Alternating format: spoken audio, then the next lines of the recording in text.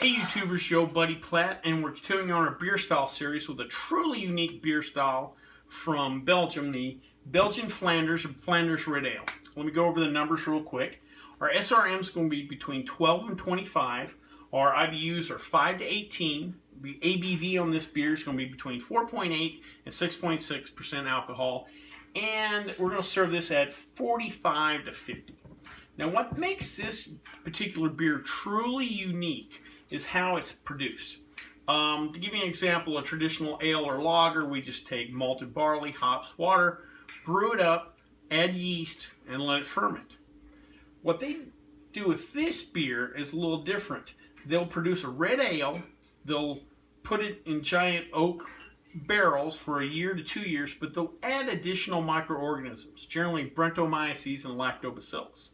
And what that does with this beer is adds a strong lactic sourness, kind of acidity to the beer. And then at the end of that aging process, they'll brew a younger, fresh beer that does not have those microorganisms introduced, and then they'll blend that into the beer. If you see these beers at your local store, you'll see terms like Grand Cru, Cuvée, and if you're familiar with wine, you know Cuvée is a blend, and that's what they do. They'll take that beer that's been aged and sour, and then they'll blend it with younger, fresh beer. That kind of takes a little bit of the edge, that sourness, intensity off the beer a little bit. And it's because of that blending with similar wine characteristics, a lot of people feel this is the most wine-like beer style out there.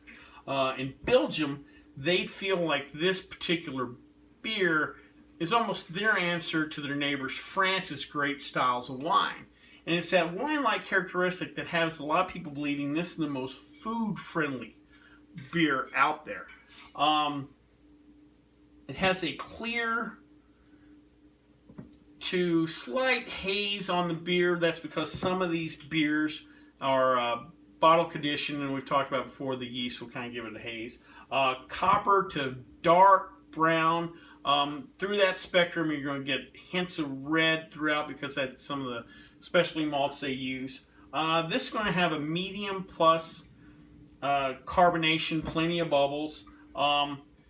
If you're wanting to get into sour beers, and that's kind of a trend in the microbrew industry, this is a great entry point for that because, again, they blend in some younger beers, so it's not a full-bore sour attack on your palate. You're not going to get any hop aroma on this beer, and you're going to get very little hop bitterness. Hops are not featured on this beer. As far as malt characteristics go, you're going to get a little cocoa-like notes on the nose and a little more malt sweetness up front, but it's not even going to be a big malty beer.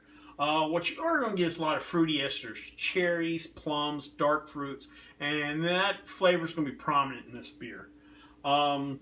Medium long finish to this beer.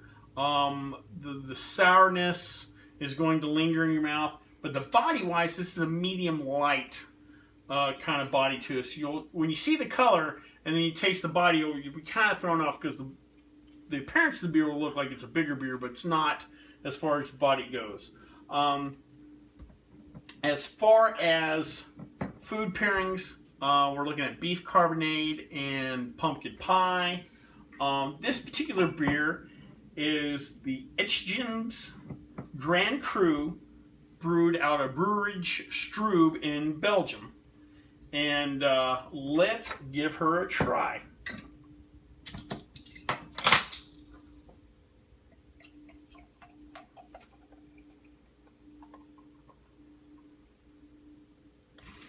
Alrighty, plenty of bubbles, got about a 1 finger head. This is a light, very light khaki, kind of creamish color. You'll see plenty of bubbles on there. Up to the light, I do get a very slight haze. This is a bottle conditioned. Let's give her a nose. Oh, wow. Yeah, you're not getting any hops from that. You're getting very light malt, but you can already tell the tartness in this beer, the plums, currants, blackberry kind of nose to it. This is not a typical beer as far as the nose goes. Let's give her a try. Wow. Yeah, that is a lot of fruit. You're definitely going to catch that it is a lighter bodied. Again, if you saw this beer being poured, you're not going to expect the body that you get. It's lighter bodied. Yeah, a lot of wine characteristics. There is a little bit of that chocolatey malt to play with it, but it's not prominent. But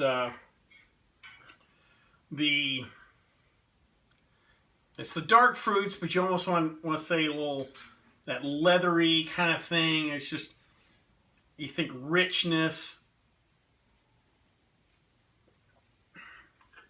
And I can definitely see where they compare this to a wine. I can definitely see where this would go great with a lot of foods and complement a lot of foods. To me, this almost has some port characteristics. If you've ever had port wine, you know you get a lot of the darker, some tannins in there, some almost like tobacco sweetness or whatever. And again, the dark fruits too, obviously. But this is nice. It's not too sour. It does have a little tartness. There is a little sour linger, but doesn't make you pucker. Compared to the sour beers that I've had at beer festivals or whatever, this is a better option. Again, this would be a nice intro into that. Little lacing on the glass.